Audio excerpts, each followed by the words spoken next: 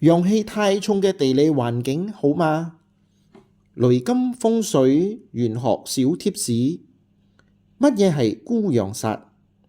孤陽煞係指你屋企太過靠近警察局、消防局、教堂、神廟，又或者你本身住緊嘅屋係比其他嘅屋，即其他嘅建築物高出好多。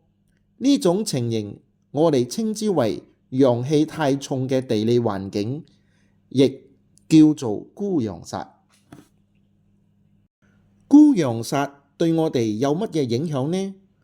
住喺呢間屋嘅入邊嘅家庭成員，經常性格會比較孤獨，脾氣暴躁，而仔女呢亦都唔中意留喺屋企，甚至乎去外地工作，遠離他鄉，嚴重嘅會移民海外。除此之外，好容易有病、發生意外或者受傷。另外呢，亦都比較容易流財，簡稱亦都係破財。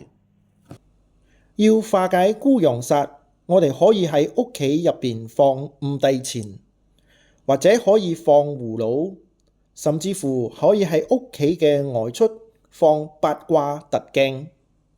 呢幾種都係可以化解孤陽煞嘅方法。